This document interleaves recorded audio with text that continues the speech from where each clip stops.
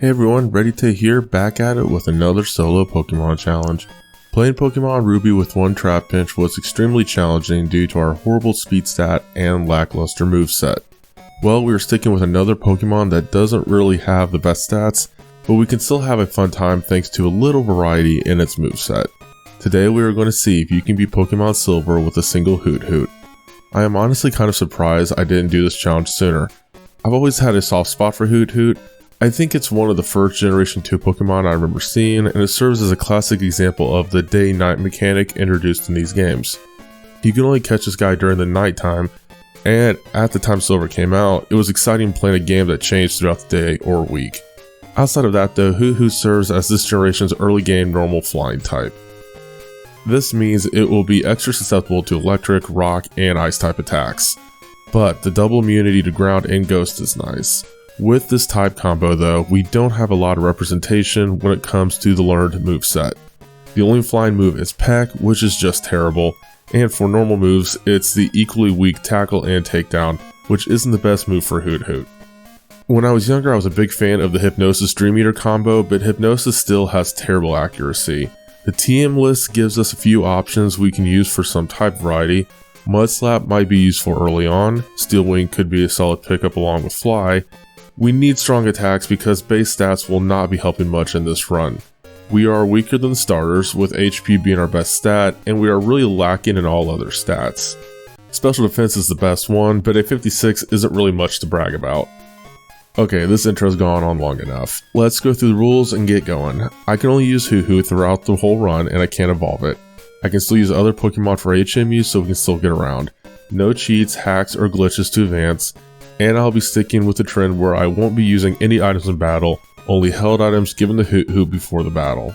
I know this challenge is going to be a tough one, but I think we can pull this off. The real question is, what level do we need to be at to win? Okay, so we go straight to Professor Elm to get our Hoothoot. I use the Pokemon Randomizer to replace Chikorita with Hoothoot so that our rival will have Cyndaquil. We don't really have a weakness to any of these starters, so I figured it would probably be best to face my favorite starter in this generation. Stat-wise, we are looking about how you would expect a beginning level 5 Hoothoot to look. We only have Tackle and Growl at the moment, so it's very basic, run-of-the-mill battling in the early game. I named our Hoothoot Dr. Hoot. Get it? Clever spelling, right? This is totally something I would do. While we're heading to see Mr. Pokemon and Professor Oak, I try to battle all the wild Pokemon we come across. I would like a little bit of a level lead when it comes to our first rival battle. We only get one level, but it's all we need to win. Cyndaquil opens with a Leer, and we're just spamming Tackle. From there, our rival spams Tackle too, but even with the defense drop, we stay ahead on the damage output and knock Cyndaquil out. We are cutting a little close though with 6 health remaining.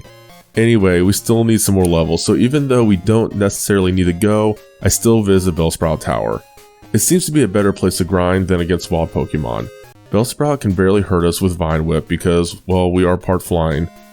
And it would be nice to have Peck at this point since we need to land several tackles to take them out, but near the end of our time here, we learn Peck and it shortens the battles considerably. With all these fights, Dr. Hoot is now at level 13 when we battle Faulkner. This is a good level lead against Pidgey. We take a little damage from its tackle while we take it out with 2. Pidgeotto is a bit stronger. Our tackles aren't hitting as hard and it is using Gust instead of Tackle, so this fight is more even. It is nice though, being immune to Faulkner's signature move, Mud Slap. No accuracy drops here for us. In the end, we take Pidgeotto out with another Tackle, and we are still okay with 18 health remaining. We now have the first gym badge and the team for Mud Slap. I don't exactly want to give Dr. Hoot this move, but at the same time, if we don't, I will have to do some extra grinding if we want to beat the hikers we're about to face in Union Cave. Or, we could just walk past one of them. That being said, Mud Slap is still a very useful move against the hikers we do face, and we get through Union Cave easily enough. I think we're over-prepared for Bugs at the moment, but we can't jump into fighting him until we take care of Team Rocket at Slowpoke Well. Not much to report there though, except we get to the level where we learn Hypnosis. Sleep is still a good status condition, even if it isn't as overpowered as it was in Generation 1, but Hypnosis only has 60% accuracy, which is not great. Despite that, I do want to have this move if I want to use Dream Eater later. I decided to get rid of Foresight for it considering we haven't used it once, and the fact that we now have 2 moves that can take care of ghosts. Anyway, Slowpoke well gets cleared out easily enough, and before you know it, we are facing Bugsy. But like I guessed, there really isn't anything to see here. Dr. Hoot is just spamming Peck throughout the whole battle since it's super effective. Obviously Metapod and Kakuta can't do anything, and Scyther never really even gets a good Fury Cutter streak going. It's a really easy fight. Our next rival battle though, doesn't go as smoothly. Ghastly is easily taken care of with Mud Slap. It kept trying to use Hypnosis even after several accuracy drops, so of course, Dr. Hoot never went to sleep. We then take it out with Peck. Zubat goes down from Tackle and Peck. Its bites are really weak, so we only lost 10 health once it went down. Quilava though, is a threat. Its Ember really stacks up on damage. We use Mud Slap since it is a super effective move, and hopefully we can lower Quilava's accuracy enough that its Embers miss. The problem is that they are not missing. Things are getting scary with us now being a yellow health while it is still in the green. Soon we are at 5 health and in a really tight spot. Luckily Quilava's next Ember misses. We have finally gotten Quilava to low health, so I try to see if Peck can take it out. It does well, but Quilava is now also hanging on by a sliver. We then wait to see if we can get lucky with Quilava's next Ember missing, and it does. This gives us another chance, this time successfully knocking it out with Peck. That was really close, and that win is only possible because of the fact Hoothoot can use Mud Slap. That move might also be needed against Whitney's Miltank, which scares me more than it normally does since in this run, Rollout is a rock move and we are part flying. But first, we have to deal with Clefairy. Tackle isn't hitting very hard, but at least Clefairy's first metronome is Bone Club, so this is a pretty good start all things considered. Clefairy then mimics Tackle, so Whitney isn't looking so threatening now. 2 Pecks take Clefairy out, but not before we finally get hit by a 3-time double slap. Okay, time to see how we look against Miltank. Well, Mud Slap did a horrible job dealing damage, but at least it causes an accuracy drop. The first rollout missed, so that's a great start. Another Mud Slap, another accuracy drop. But a couple of accuracy drops are not enough to prevent a Stomp from landing, bringing us to 2 health. It's a good thing we put Miltank to sleep with Hypnosis right after that. Time to switch over to Peck. It is doing some damage, but not a lot. And Miltank just woke up after being asleep for just 1 turn. At least its Stomp missed. Too bad its next one didn't. We gave this battle a couple more attempts at this level, and we just aren't making a dent against Miltank, especially when it uses Rollout effectively. We don't have a choice but to grind at this point. Back at again, battling Whitney, but this time we were at level 25. Peck is doing alright damage-wise, while Clefairy wastes a metronome doing conversion 2. The next Peck is a critical hit, but Clefairy is still hanging on by a sliver. It responds with a double slap that is an actual double slap. Tackle should be enough to knock it out if it didn't miss, which means we get hit by another double slap. Okay, that Tackle hits, Clefairy is down, and Miltank is up. Yikes, the first rollout is a critical hit. And Mud Slap is still not doing much for us, except for causing accuracy drops. It does help that it causes Miltank's Stomp to miss, but our Hypnosis misses too, so I don't know. Miltank's next Stomp lands, and we are literally hanging on with just 1 health. And we flinch. Crap. Here comes another Stomp, and oh, thank you, it missed. And Hypnosis lands. Maybe we can still win this. Okay, we just got really fortunate here with the Hypnosis. We are spamming Peck, hoping Miltank doesn't wake up, and surprisingly, it doesn't. Geez, that's some good luck for us. The last time we had a win that close was in my Ponyta challenge when we had to defeat Lance. I know battling Morty is going to be a challenge, but hopefully it is not as close as the win against Whitney. It helps that we are part normal since we are immune to his team's ghost moves. But that also means we don't have our full moveset at our disposal. Peck does a good job against Ghastly, and it also does well against Haunter, but unfortunately we fall asleep soon from Hypnosis. While we are asleep, Haunter takes itself out by using a curse on us. Gengar is now out, and with it using Dream Eater and us being stuck with Curse, we soon go down. We gave this battle a couple more tries, but Curse and Hypnosis bring us a quick downfall. Well, let's see if beating our rival will help us against Morty. Well, it's the same problem all over again. Our rival's first Pokemon is Haunter, and its first move is Curse. Yeah, we just don't have an answer for this move at the moment. Obviously, this move can't miss, and we don't have a way of finishing our opponents quickly enough before Curse takes us out. Focusing on this rival battle alone, we just need an attempt where we knock out Haunter before it sets up a Curse. The problem is Haunter is making that its opening move in every one of his attempts, and it is faster than us, so we can't put it to sleep before it hits us with that move. So, we grind a little bit on the neighboring routes, and we revisit this rival battle at level 31. First attempt at this level, I misclicked and accidentally chose Mudslap instead of Hypnosis against Haunter. Yeah, we got another curse on us, and even though we had better stats, we still ended up going down. On the second attempt, we correctly selected Hypnosis. It landed, and it put Haunter to sleep. From here, we whittled it down with Peck until it went down. Mudslap is still the way to go against Magnemite. It missed its Sonic Boom because of it, and it also soon went down. Zubat gets one shot from Takedown, and last is Quilava. I tried to put it to sleep with Hypnosis, but it missed. So, we take an Ember and miss another Hypnosis. We get hit by another Ember, and third try using Hypnosis, but this one actually lands. Quilava is asleep for a long time too, which is fortunate since it gives us a lot of free turns to spam Mudslap. Yeah, it could be hitting more, but hey, the damage is accruing and the accuracy drops are also nice. It does eventually wake up, but by that point, we quickly take it out. Okay, let's see if this level jump is what we need to finally defeat Morty. Well, there is some major luck involved, but it's still a good battle. 2 Mudslaps take out Ghastly easily enough. It just uses Spite to waste some power points on Mudslap, so we're fine. First Haunter and Hypnosis sticks the landing. From there, we just spam Mudslap until Haunter goes down. Gengar is next, and we are getting really lucky here since it is faster than us, but its Hypnosis misses. Ours doesn't, so we get a good chunk of time to attack Gengar with Peck. Yeah, I know Mudslap is super effective, but I think Peck is hitting harder since it is Stab. Gengar does eventually wake up, but it just keeps on trying to put us to sleep with Hypnosis. It never lands, and we just take it out. Last Haunter is now out, and we are sticking with Peck. It's doing well, taking Haunter to half health, and since he just wastes a turn using Mean Look, another Peck gives us a no damage win. The grinding was absolutely worth it, but the extra luck was appreciated too. Well, back to the classic fork in the road in the Johto region. We have some major hurdles in this section of the game, but I have a little bit of a game plan.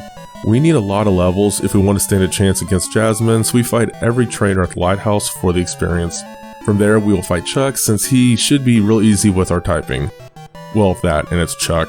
From there, we will give Jasmine a try, and if it seems like a win isn't possible at that level, we will do the Lake of Rage portion of the game and battle Price. Okay, so grinding through the Lighthouse went smoothly enough, so let's see how we do against Chuck. Not gonna lie, this battle was harder than I thought it was gonna be. Primeape is faster than us, and even though he picks these moves like Fury Swipes, they do a good chunk of damage if they hit 5 times. We do put it to sleep, and from there we try to see how much damage Confusion does. It does almost half of Primeape's health and damage, but he wakes up in the next turn and lands another 5-turn Fury Swipe. We are now in orange health, and this is getting a little scary. Confusion hits next turn and takes Primeape to red health and confuses it. He doesn't hurt himself in Confusion, but his Fury Swipes miss, giving us the chance to knock him out with one more Confusion. We level up to level 37, and we are now ready for Poliwrath. Hypnosis lands on the first turn, but Chuck immediately wakes it up with a full heal. Peck is doing about the same amount of damage Confusion did against Primeape. I want the extra insurance of fighting Poliwrath while it is asleep, so we go for another Hypnosis, but it misses. But that's alright, since Poliwrath's Dynamic Punch misses as well. Another attempt at Hypnosis, and this one actually lands. With Poliwrath now asleep, we spam Peck, and Poliwrath soon goes down. From there, we get another badge, talk to Chuck's wife outside the gym to get the HM for Fly, and I immediately replace Peck with this move. I really wish we had it for the Chuck fight, but at least we have it for the upcoming Jasmine battle. I feel like this fight might not be possible, but I give Dr. Hoot a Paralysis Cure Berry to hold, and I do have a little bit of a plan. Who knows, this might actually work. In a way, the Magnemites are almost scarier than Steelix due to the fact that they are part electric, and that could spell a quick end for our part flying type here. At first I wanted to see how much Fly could help us in dealing damage while also dodging Thunder Waves. It's good for dodging, but it's not good for dealing damage. But we get extremely lucky with Magnemite's next attempt at Thunder Wave also missing. From here, I decided to play it safe and just put Magnemite to sleep with Hypnosis and use Mudslap. Mudslap seems to be hitting harder here than it has in other challenges. Maybe Hoothoot has a better physical attack than I thought. Magnemite soon goes down from 2 Mudslaps. Jasmine then sends out her second Magnemite, and we stick with what we just did to take this one out quickly as well. Okay, so now we have to take care of Steelix. The plan here is simple, and basically the same thing we just did with the Magnemites. We're going to put it to sleep right away, and then spam the rest of the Mudslaps that we have. From here we get a lot of turns of not getting hit while dealing damage, and lowering Steelix's accuracy considerably. The last point is essential since we can't take Steelix out quickly, but it can take us out pretty quickly with its own Iron Tail. The good thing is that move can miss easily even if Steelix's accuracy isn't in shambles, so we just made it really hard for Steelix to hit us with that move. That, and it doesn't have a lot of power points, so hopefully he runs out soon enough. For the rest of the battle, we stick with spamming Confusion. It doesn't do much on account of Steel types resisting Psychic moves, but every little bit helps. When Steelix wakes up, we try to put him back to sleep, and this plan is working rather well. It would be perfect if it wasn't for the fact that Jasmine always has a Hyper Potion to heal Steelix up to full health. Despite that, we are sticking with Confusion, which actually gives the added insurance of confusing Steelix where he does hurt himself some when he is awake. Honestly, this is the most prepared I've ever felt against Jasmine in these challenges. But then, disaster struck.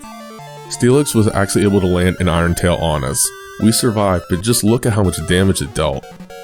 We were sporting a no damage sweep until this point too. Well, we can still win this, and we are carrying out our plan pretty well, but in the end, Steelix woke up, snapped out Confusion, and got extremely lucky in hitting us with one more Iron Tail. And it was in red health too. Oh, come on. Well, obviously our plan was working. Clearly we can win this battle at this level, right? Well, I don't know how to make this sound more exciting, but we stick with our plan on the rematch and we won. Yeah, I know this doesn't draw a lot of suspense or, like I said, excitement, but I don't really want to rehash what I just said about the last battle because this one went the exact same way, except this time things went our way in the end and we came out on top. But look, this is the first Generation 2 challenge where Jasmine is in a brick wall. Or should I say, steel wall. Okay, I'm done. Well, it feels weird heading east on the map knowing that we already took care of all the west side stuff. Battling Team Rocket at the Lake of Rage and their hideout was really easy and another great place to grind. Which is good considering we have the Ice Gym coming up and that's another type good against flying types. Well, this is a first. It actually took us more tries to beat Price than it did to beat Jasmine. Well, one more try.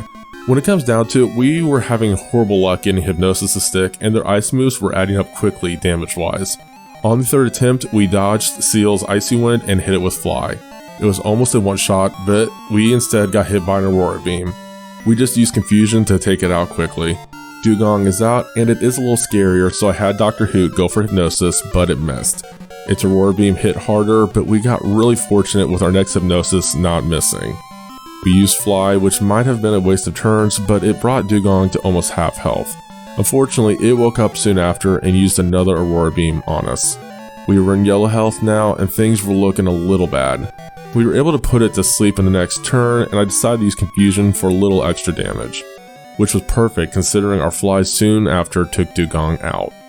Okay, now we have to deal with Piloswine. Not in the best shape here, so we stick with using Hypnosis.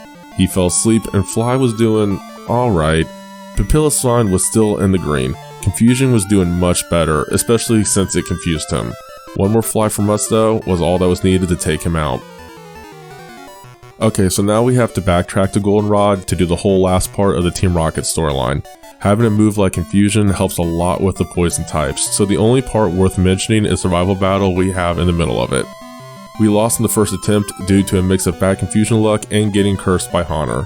I think we can win, especially if Curse doesn't land on us. Second attempt and Golbat doesn't focus on confusing us, so 2 confusions from us take it out. We did take a little damage from a wing attack though. 2 Mudslaps take out Magnemite while it missed its Thunder Wave. Honor is next, and I'm not going to take a chance with Hypnosis, so instead we use Fly to dodge a curse. Unfortunately, the second part of Dr. Hoot's Fly misses, but Honor is more into doing a mean look instead of curse, so we set up another Fly. And this one does connect to take it out. Sneasel just attacks with Quick Attack, which just doesn't hit as hard as our Fly, so it goes down pretty quickly. We are looking much better here against Quilava. Confusion does good, but not an amazing amount of damage. Flame Wheel does a little less though, but I want to limit getting hit too much from that move, so we switch over to using Mudslap. The move is lower in accuracy pretty well since Quilava's next Flame Wheel misses. The one after that does hit, but by that point, one more Mudslap from us led to us getting the win. After wrapping all that up, we get back on track by heading to Blackthorn City for the last gym badge. While on the icy path, we reached level 50. So first, I do have to admit that yes, I replaced Confusion with Dream Eater when we got the opportunity. I know a lot of people will see this and say it's a stupid move since we can only use this move if we successfully put our opponent to sleep with Hypnosis. Since that move can miss fairly often, it could be viewed as stupid to fill a move slot with a move that can't be used on its own, but instead relies on a real, inaccurate move. It's pretty well known that I don't like relying on chance and setup moves, but I used this combo a lot growing up, and I'm hoping that it'll still be useful with the damage output and the healing that comes along with it. Stat-wise, everything is looking pretty average except our special defense, which is loads better than the rest. Still not amazing, but it is noticeable. I don't really have a plan for Claire, so let's just jump in. The first Dragonair goes to sleep from our first Hypnosis, followed by some Mud Slaps for the extra damage and lowered accuracy. From there we switch to our harder hitting move, Fly. It does great, taking Dragonair to red health, but she now also just woke up, so we get immediately paralyzed from a Thunder Wave. Luckily, we still have our Paralysis Cure Berry, so that gets easily shrugged off, and we finish Dragonair with another Fly. The second Dragonair is now out, and I tried to put this one to sleep too, but it misses. Dragonair also misses its Thunder Wave, so we're okay. Except for our next Hypnosis misses, and Dragonair does paralyze us with Thunder Wave. From here, I keep trying to get Hypnosis to stick, but it keeps missing while we are getting bombarded with Thunderbolts. We need to get on the offensive soon, so I switch gears and set the Fly. It's nice that it hits as hard as it does, but we're still getting hit by Thunderbolts after we land. We are able to land another Fly to take the second Dragonair out, but by this point we are in red health and easily taken out by an Ice Beam from the third Dragonair. The second attempt starts off much better. Sure, our Hypnosis misses, again, but we also have enough luck for Dragonair's Thunder Wave to miss.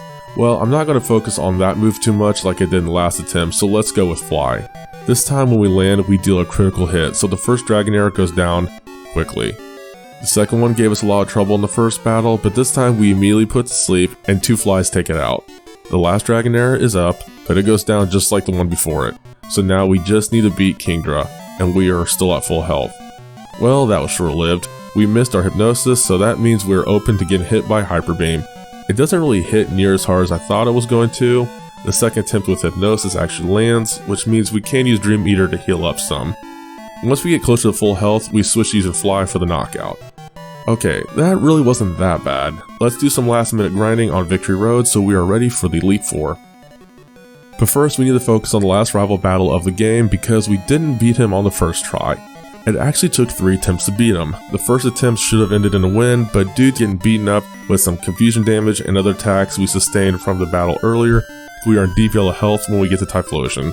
We can't put him to sleep, so we take a Flame Wheel, a Future Sight, and with 7 health left, we get taken out by its quick attack before we can even mount an attempt to win. Believe it or not, the second attempt went even worse due to the fact that we get paralyzed and stuck with a curse, so yeah, we can't win like this. A big problem I've noticed in this challenge is that basically all of our moves deal with 2-turn attacks. We mainly rely on Fly or the Hypnosis Dream Eater combo, and you can't win battles if you're forced into a time crunch from situations like Curse. The third attempt started really well, with Fly one-shotting Sneasel. Magneton is up and I really don't want to get paralyzed here. We do get hit by Thunder Wave, but we also have a Paralysis Cure Berry, so it's gone right away. We then put to sleep with Hypnosis and go straight to spamming Mud Slap. It's doing a lot of damage, but Magneton wakes up with red health and does another Thunder Wave. Yes, okay, it misses. Great. That is extremely lucky. That's a major bullet dodge, so another Mud Slap and we are still looking good at the moment. It does make things easier when it comes to dealing with Golbat. Of course, it would really help if Hypnosis didn't miss. While we are trying to get that move to land, we are subjected to a Wing Attack and a Confuse Ray.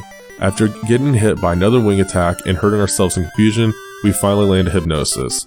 We need to try to heal up here with Dream Eater. Nope, let's hurt ourselves some more so we fall into yellow health. Golbat is still asleep, so we still have a chance. Perfect, we snap out Confusion, and this means we can effortlessly use a Dream Eater for a one-shot and some extra health. Haunter's now out, but it easily gets one-shot by a Fly. No Curse, no Paralysis, let's go. Kadabra also gets one-shot by Fly, but it sets up a Future Sight before it goes down. We are better prepared for Typhlosion, and Hypnosis sets us up well here. Of course, we get hit by Future Sight, but we are still in the green, and things are only looking better after a Dream Eater. Another one takes it to red health, and soon after, Typhlosion goes down thanks to a Mud Slap. Normally I feel like this battle doesn't give us this much trouble, but at least it was only a 3 attempt roadblock and not a I need to grind hard to even come close to winning type of roadblock. This run against the Elite Four is kind of hard to gauge in terms of difficulty. I feel like Bruno and Koga will be easy to take care of if we get some good hypnosis luck. I mean, Fly will do a lot to Bruno's team by itself, so he really shouldn't be difficult at all. Will and Karen are a little bit of a toss-up, so we will just have to face them and see how things really look there. Lance will just be difficult, like he kind of always is, but we aren't really weak to any part of his team, so that's good at least. That being said, I'm going to spend some extra time grinding Dr. Hoot up to level 60. It's just 3 more levels, but I feel like we are really going to need it. I'm actually surprised at how much our stats have jumped in just 10 levels. I don't know, maybe they always moved up this much in challenges, but for some reason, here, it's really noticeable and it makes me hopeful for these upcoming fights. We still aren't absurdly strong or anything, but I think we have some good chances here. Let's dive in. Well, it's not a very efficient outing against Will. We can hit hard with Fly, but that's basically the only move we have that deals significant damage. Jinx goes down with a single Fly, but Slowbro is so tanky that it still takes a while to take it down. It doesn't help that Will has Slowbro spam Curse, giving it a lot of stat boosts. The main issue that prevented us from winning this battle also happened during this exchange. We got paralyzed from Slowbro's body slam. Sure, we eventually took Slowbro down, but it slowed us just enough that the second Xatu beat us up with Confuse Ray, Future Sight, and Psychic. By the time we finally took it down, we only had 3 health left, and of course, being slower than Will's last Pokemon, Exeggutor, meant that one Psychic from it spelled our end. I think we can still win this if we can avoid getting paralyzed. The following attempt went much like the previous one, with the main difference being that we never got paralyzed by Slowbro, so our speed was never affected. Still, there's not much new to report. We mainly spam Fly throughout the battle, and the Xatus are still difficult to beat if they confuse you with Confuse Ray. 2 Flies can easily take them down if they hit. Jinx, as mentioned earlier, is an easy one-shot, and I decided to use Hypnosis to put Slowbro to sleep and then use Mud Slap to lower its accuracy. I know it won't do a lot of damage, but I also used Dream Eater to heal up a bit. I felt this was the right decision, but it didn't last long. Slowbro soon went back to attacking with Body Slam and Curse for stat boost. We do manage to heal a little bit with Hypnosis and Dream Eater, but ultimately, another Fly takes Slowbro out. We aren't in the best shape health-wise when the second Xatu comes out, but I stick with Fly, and after the second Fly, it goes down just like the first Xatu. The bad news is, we fell into red health from its Psychic before taking it down. Good news is, thanks to not being paralyzed, we are faster than Exeggutor and can easily one-shot it with Fly. Okay, let's heal up and see if our better type matchups against Koga are all we need to secure the win. Actually, this was a first try loss as well. This was a bit more understandable though. It's really hard to survive Fortress's explosion when you're a Hoothoot. That was just bad timing. Let's try this again. Ariados is a one-shot with Fly, just like last time. That's easy. Fortress is out next, and we put it to sleep with Hypnosis. We use Dream Eater, as we did last time, but this time it stays asleep long enough for us to knock it out. Okay, let's see how the rest of the team looks. Muck is next, and we need to put it to sleep sooner rather than later. The first Hypnosis misses, and Muck sets up an Acid Armor, which is the best move it could have done from our perspective. The next Hypnosis lands, and Dream Eater does a lot of damage since Acid Armor doesn't help against special type attacks. Muck goes down easily. With Crobat it's the same plan, but it can be much more annoying. It likes spamming Double Team, which makes it really hard for Hypnosis to land. It does land, but on the same turn we're about to use Dream Eater, Koga uses a full restore to wake Crobat up. Okay, back to square one. Hypnosis puts Crobat to sleep on the next turn, so we should be good, right? Nope, because Koga wakes it up again, this time with full heal. Koga, quit preventing the inevitable. I don't think we're going to land Hypnosis a third time in a row, so let's go with Fly. Crap, Crobat hits us with Toxic. It's a race against the clock, and right now our accuracy is kind of working against us. Well, our Fly did hit, so that's good. What's even better is that Hypnosis also sticks. What are the odds? Regardless, we now have Crobat asleep, and Koga doesn't wake it up. This could not come at a better time, since now we can heal some with Dream Eater, which gives us some breathing room with Toxic hanging over our head. Perfect, we knock Crobat out, and now we just have to deal with Venomoth. This part is easy since it's part bug, so Fly easily one-shots it. That was getting very close, but now we can heal up and face Bruno. So I don't want to sound like a broken record, but this is another Elite Four battle that we lost on the first attempt. It's a bit embarrassing considering we have Psychic and Fly moves at our disposal, and our opponent mainly has fighting types. Part of the problem was running low on power points for those moves, but when it's all said and done, Machamp pretty much destroys us with Rock Slide. We need to replenish our power points and redo this battle. The rematch starts off really annoyingly thanks to Hitmontop. We use Fly, but he uses its attack and prevents us from attacking. I try Hypnosis to stop that from happening, but Hitmontop wakes up while Dr. Hoot is in the air, uses the attack again, and makes us miss twice in a row. Maybe I should have used Dream Eater instead of a 2-turn Fly, but what are the odds? During all this, Hitmontop has been really good at timing its quick attack, and is a frustrating Pokemon at this moment. Anyway, Hypnosis is used for a third time, Hitmontop stays asleep, and we finally land a Fly to one-shot it. Moving on. Onix is also put to sleep with Hypnosis, and this time we use Dream Eater. It does a lot of damage, and we follow up with a Mudslap to take it out. Hitmonchan is next, and Fly is an easy one-shot. And now we're back to dealing with Machamp. We play it conservatively by putting it to sleep. Dream Eater still works like a charm here, and it's okay that Bruno uses a max potion because Machamp is still asleep, and we can keep using Dream Eater. Machamp is done, so now we just have Hitmonlee left, but just like Hitmonchan, one Fly ends this exchange. Karen has historically been a problem in many of my Generation 2 challenges, and she could be one here, but this time it's not because of Houndoom. Instead, the issue is that half of our moveset is useless against more than half of our team. Actually, scratch that. We're losing because of something I didn't quite see coming. Umbreon can be a bit annoying, but we usually come out on top. However, Gengar, despite our level lead, is faster than us and always starts with a curse. Yeah, we can't beat her whole team with the amount of time we have left. Looks like we need to grind until we're faster than Gengar. Let's see if we're ready at level 65. For starters, using Mudslap right out of the gate against Umbreon might have been a great idea. It misses the sand attack, which means our accuracy can stay intact for the battle. While it might not have done a lot of damage, I'm hoping it did enough to tip the scales, allowing Fly to take Umbreon out sooner. Fly does well, but Umbreon is still in green health. When Umbreon does attack, it likes to use Fan Attack, which never misses, but also never really hits that hard. Another Fly takes Umbreon to red health, and maybe I should have used one more Mudslap. Things are getting a little dicey now with Dr. Hoot now being confused with Confuse Ray. Jeez, back-to-back turns of hitting ourselves in Confusion and a Fan Attack, things are looking rough. Finally, we get a turn to actually attack with Mudslap and... wow, that was pathetic. Holy crap, that's a dud. Now we're in yellow health from another Fan Attack. After another very weak Mudslap, Umbreon goes down, and now's the moment of truth. Are we faster than Gengar? We are, and Hypnosis does not miss. Okay, let's get some healing before Houndoom. Gengar doesn't even survive one Dream Eater, and we're back to green health. Murkrow almost gets one shot by Fly, we get hit by another Feint Attack, then knock it out on the next turn. Next is the usually scary Houndoom, but we get up in the air before it attacks us, and then we one-shot it with a critical hit. Okay, I'll take it.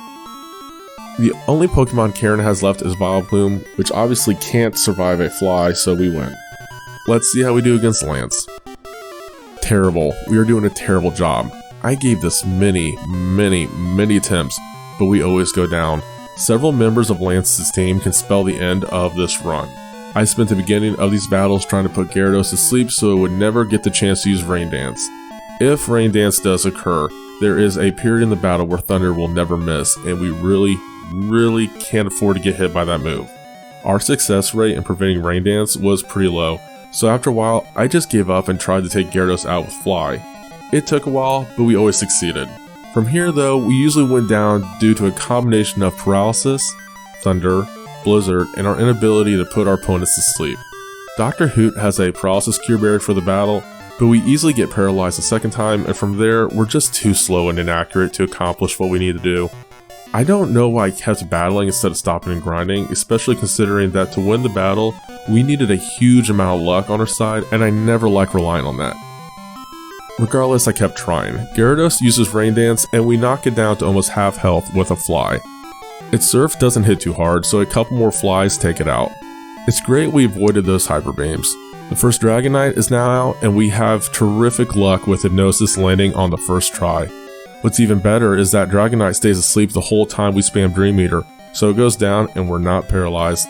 The Rain Dance Thunder combination isn't a threat anymore, but let's not get ahead of ourselves, we still have another Dragonite to worry about. Yes, another successful hypnosis on the first go. Let's go. This one also stays asleep long enough for us to defeat it by spamming Dream Eater. We haven't had this good of a start before. REDyTay is now before us, and I always forget that this thing is faster than us. Rock Slide still hits pretty hard despite our level lead, and unfortunately Fly doesn't do much damage. Time to switch gears and use Hypnosis, but not before getting hit by another Rock Slide. Oh yikes, we are down to 18 health here. The battle would have been over if Hypnosis missed at this moment. Dream Eater makes short work of REDyTay, but I wish we could get a little more healing from it. Okay, first time seeing Charizard in this challenge. We need more health, so Hypnosis and Dream Eater are essential. I cannot believe how accurate we have been with Hypnosis in this attempt. We can breathe a little easier now that we're in the green. Since Charizard doesn't have much health left, we won't heal up from another Dream Eater. We need to save up on power points, so I use Fly to knock it out. Okay, one more Dragonite. Can we actually win it all here? I honestly can't believe it, but Hypnosis doesn't miss again. Well, it's not a shoo-in yet. Lance just used a full restore to wake Dragonite up. Great, that's a wasted Dream Eater. And we just missed the Hypnosis. Well, they can't all land correctly. Outrage is a little scary here. Another missed Hypnosis, another hit from Outrage. Please don't make me lose this battle when we've come this far. Yes, Hypnosis landed. We can still win this. Lance used a full heal to wake Dragonite up. Lance, stop copying Koga. We are running really short on Dream Eater power points. I'm just lucky Hypnosis is carrying its weight in this attempt. Okay, Dragonite is asleep, and we actually get a Dream Eater to hit, so we're making some progress here. Ooh, that second one was a critical hit. This is looking really good. I can't believe it, but Dragonite is still asleep, so we use one more Dream Eater to finally win this grueling battle. Another legendary Lance fight in the books, and once again, we are Pokemon champions. That was a lot, but we are not done yet. We still have 8 gym badges to collect in Kanto, and one final battle against Red to fully finish the game. For now, we'll breeze through the first 7 Kanto gym battles, and focus on the last one before facing Red. Outside of these gym battles, I also pick up leftovers and Celadon since extra healing every turn is always beneficial. It doesn't take long to get through all the Kanto gyms, and before you know it, we're at the final one. I did lose on the first attempt, but to be honest, I wasn't taking the battle too seriously, so that's on me. The second attempt went much better. Pidgeot can be a little annoying with its mirror move, which can copy our Fly and make ours miss in the next turn, but besides that, it's easy to take down. Rhydon gets easily put to sleep with Hypnosis, and Dream Eater does a lot of damage. We don't really need the healing at the moment, but the damage output is highest with that move. Alakazam is faster, but Psychic doesn't hit that hard. I do wish Fly was doing more damage. It would probably be in one-shot territory if Alakazam hadn't set up Reflect. Since it's still standing in yellow health, we have to go through the cycle of hitting Alakazam with Fly while it uses Recover. We deal a little more damage than it can recover, but this is not efficient. We eventually get Lucky Break though with a critical hit that one-shots Alakazam. That made life a whole lot easier. Gyarados can be kind of tanky too, so we get more luck on our side with Hypnosis landing on the first try. But we start having Elite Four flashbacks with Blue waking up Gyarados back to back with full restores after we just put it to sleep. I like that we're wasting Blue's healing items, but this comes at a cost considering how inaccurate Hypnosis is. Next Hypnosis misses, but Gyarados just uses Rain Dance, so it's all good. With our next Hypnosis also missing and Gyarados hitting us with a Hyper Beam, it would be nice to start attacking soon, but it still takes a while. We miss a lot here, and I almost thought about abandoning the Dream Eater route, but eventually, it sticks and Gyarados falls asleep. From here, we are on the offensive with Dream Eater, take Gyarados down, and we are ready for the next Pokemon while being back to full health. That next Pokemon is Arcanine. Mudslap is still a weak move, but a critical hit is nice, and the accuracy drops are always appreciated. That being said, Flamethrower doesn't really miss, but that's okay. 2 flies are all that we need to beat it, and we're still in green health. With Exeggutor being the last Pokemon, I'm not really that scared. Fly does a lot here, but it doesn't take it out surprisingly. I wasn't sure if Mudslap would hit hard enough to finish this fight. Well, again, that's embarrassing. The good news is it times things really well, meaning we're still on the ground when Exeggutor sets up its Solar Beam, so that means we're in the air when it goes off. From there, we easily finish it off and now have all the badges in the game. Things have been going well, but I don't think we're in a great spot to beat Red. While on our way to Red, I went through the trouble of getting the TM for Steel Wing. Mudslap is a weak move, and since most of our other moves are basically all 2-turn setups, we could really benefit from a stronger move. That being said, I could really use the accuracy drops. Let's see how it does against Red's Pikachu. That's the best Pokemon to use it against anyway. I grind Dr. Hoot to level 80 and immediately get destroyed by Pikachu. It is faster than us, and we need some good Hypnosis luck to get it to a place where we can limit its Thunder use, or better yet, just take it out. Also, like many previous attempts, its Charm can spell the end of the battle further down the line because it really cripples our attack stat against Pokemon like Snorlax or Blastoise. Red is just like Blue and Elite Four when it comes to putting some of his Pokemon to sleep. We can almost expect the first 2 Hypnosis attempts to be immediately negated thanks to Red using full restores. We either get lucky putting Pikachu to sleep or Hypnosis misses. Either way, we usually spam Mud Slap to increase the chance of Thunder missing so we can stay in the battle. If Charm or Paralysis lands, then I usually restart the battle because there's almost no way we can win in those situations. We also get the occasional one-shot critical hit, which can be really annoying too.